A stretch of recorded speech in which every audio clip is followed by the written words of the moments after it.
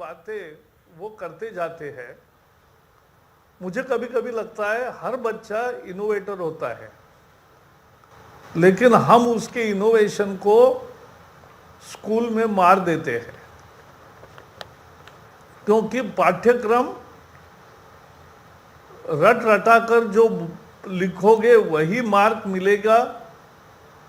इससे उसकी स्वयं प्रतिभा जो है वो अनेक बार दब जाती है। और उसमें मैंने देखा है कि ये जो इनोवेटिव स्पिरिट है उसको जगाना और जगा कर रखना बहुत जरूरी है। इसी उद्देश्य से मोदी सरकार आने के बाद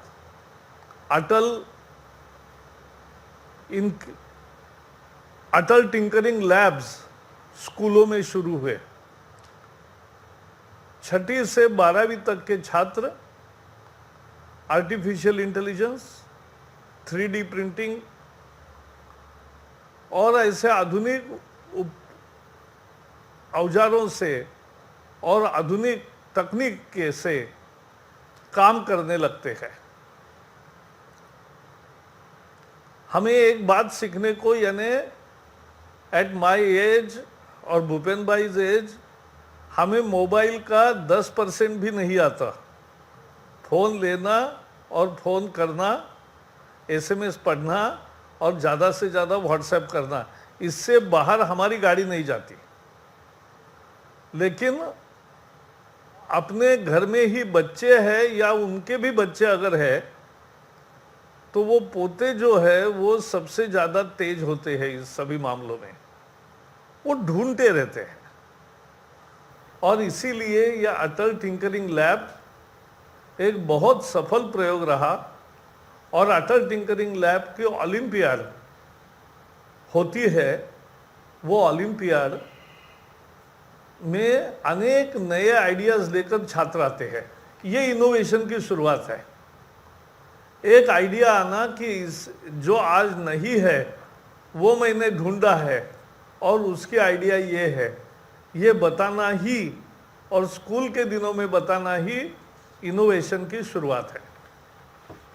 उसके बाद कॉलेज में आए तो कॉलेज में भी वही चलता था रट्टा पद्धति से, लेकिन मोदी सरकार ने वो भी बदल दिया। और हमने, जब मैं शिक्षा मंत्री था तो हमने हैकेथॉन शुरू किया। और हैकेथॉन के अब 6 साल हो गए, 5 साल हो गए, और 5 साल में 40,000 छात्र पहले भाग लेते थे। और उसकी कल्पना साफ है, 6 छात्रों का एक समूह होगा, उनको उस विषय के कोई प्राध्यापक है तो वो, और एक इलेक्ट्रॉनिक टेक्नोलॉजी IT के कोई प्राध्यापक है वो मार्गदर्शन करेंगे। उनको देश के जिन सवालों का डिजिटल सॉल्यूशन की जरूरत है वो डिजिटल सॉल्यूशन लाने का प्रयास, उसके सारी समस्याएं लिखते हैं 100, 200, 300 कि इस समस्या का जवाब चाहिए। छात्र चुनते हैं विषय, महीना 2 महीने काम करते हैं उस पर, पढ़ते हैं, ढूंढते हैं, विचार करते हैं, चर्चा करते हैं, प्रयोग करते हैं, और उससे एक उनकी आइडिया आती है कि भाई ये आइडिया से ये प्रॉब्लम का हल हो सकता है। फिर उसका कोड तैयार करते हैं। वो कोडिंग का एक फाइनल राउंड होता है। 36 घंटे कंटिन्यूस बैठते हैं लोग और 36 घंटे में काम करके वो कोडिंग तैयार करते हैं। ये दूसरी स्टेज है। उसके बाद एक अटल इनोवेशन सेंटर की योजना बनी, और इनोवेशन सेंटर्स में आप भी निकालने वाले हो। इंक्यूबेशन सेंटर बहुत इंपॉर्टेंट है। इनोवेशन सेंटर, इनोवेशन की बारी आती है और उसमें उसको आइडिया को आगे लेकर उसके बहुत सारे प्रोटोटाइप्स तैयार करना, उसका प्रत्यक्ष प्रयोग करना, क्या दिक्कतें आती है वो सॉल्व करना और एक परफेक्ट प्रोडक्ट तैयार करना, ये होता है इनोवेशन का एक फाइनल तीसरा रूप। उसके आगे एक रूप होता है, चौथा स्टेज आता है उसका इंक्यूबेशन। क्योंकि बुद्धि तो सबको होती है, गरीब को भी होती है, अमीर को भी होती है।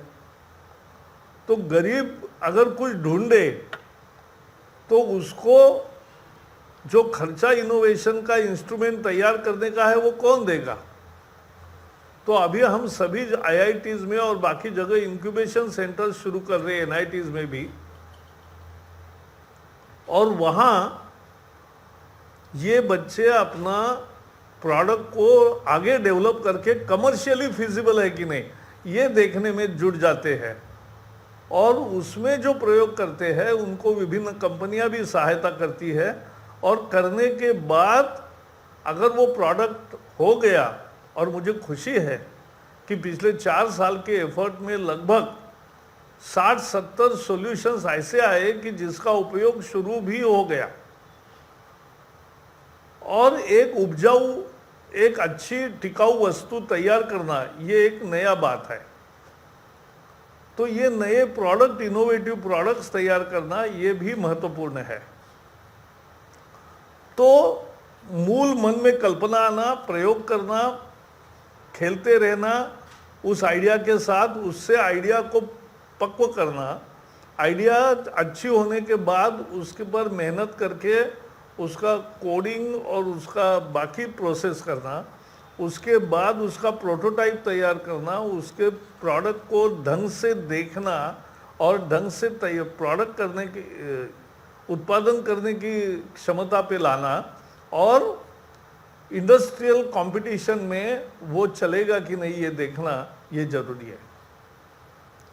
मुझे एक यंग युवा शोधक मिला, उसने मुझे दिखाया कि उसने 5D प्रिंटिंग शुरू किया है। 3D प्रिंटिंग तो हमें मालूम है, लेकिन 5D प्रिंटिंग तो उसने मुझे दिखाया, और उसके साथ साथ एक पुस्तक दिया, किताब 63 रिजेक्शंस, कि वो अपना शोध लेकर विभिन्न यूनिवर्सिटीज में, उद्योगों में गया,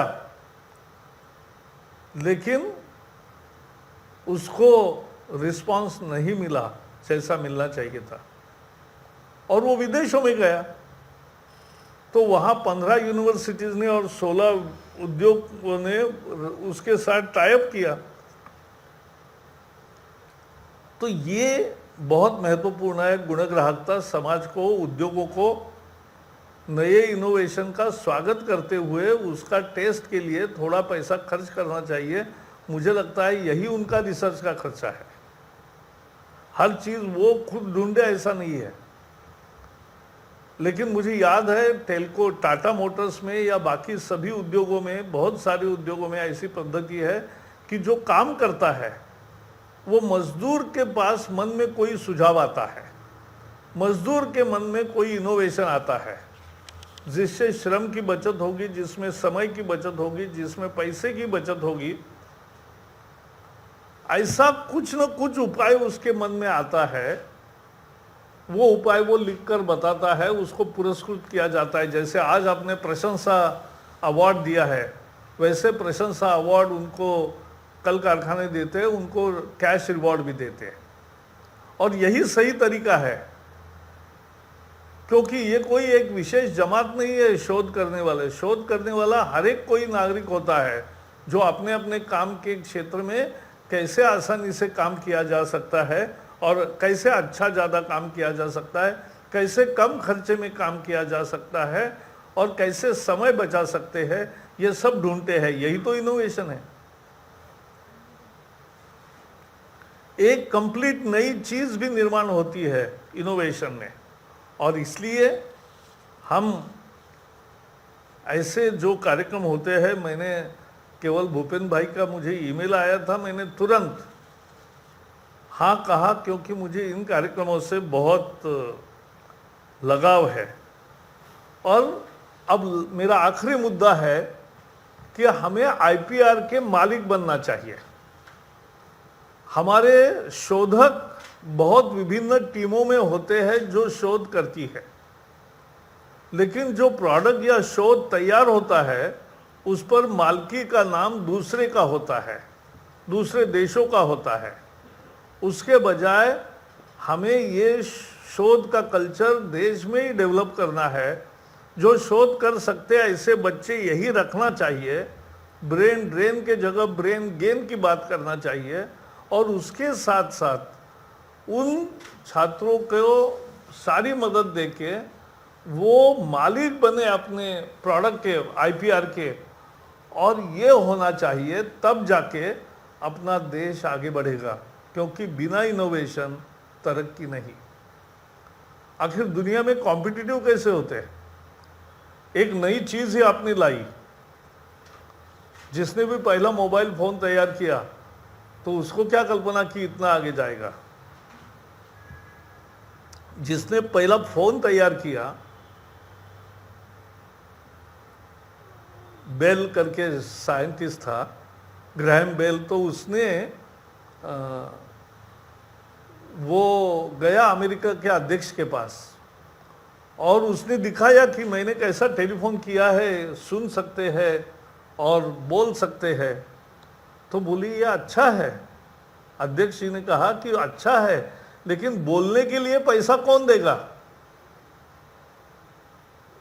100 साल पहले ये स्थिति और सवाल सही था कि बोलने के लिए कौन पैसा देगा। लेकिन हम देख रहे हैं आज देश में 120 करोड़ मोबाइल फोन है, कंटिन्यूस बिजी रहते हैं, लोग बोलते रहते हैं और बोलने के पैसे भी देते हैं। तो ये जो है ये शोध होता है, और ऐसे शोध भी नए आते हैं, उसी से तरक्की होती है, उसी से देश आगे बढ़ता है। क्योंकि देश को उसका आईपीआर मिलता है, तब उसका प्रोडक्शन का अधिकार मिलता है, और दुनिया में उसका माल की खपत होती है। वही हमें जाना है। मोदी जी ने जो दिशा दिखाई है वो इसी तरह से है, और इसको हमें आगे ले जाना है। गुजरात ने वैसा ही शुरू किया, हैकाथॉन भी 4 साल हुए। तो आप सबको, ये जो टीम आपकी बनी है, और गुजरात की एक विशेषता है, पार्टी हो या सरकार हो, सारे ब्यूरोक्रेट्स और लोग, मंत्री सब मिलके एक टीम के जैसा काम करते हैं, और इसीलिए गुजरात का रिजल्ट हमेशा अच्छा रहता है। मैं आप सबको बधाई देता हूं, और सबको जिनको पुरस्कार मिला, प्रशंसा अवार्ड मिला, उनको भी बधाई देता हूं, और मेरे वाणी को विराम देता हूं। जय हिंद।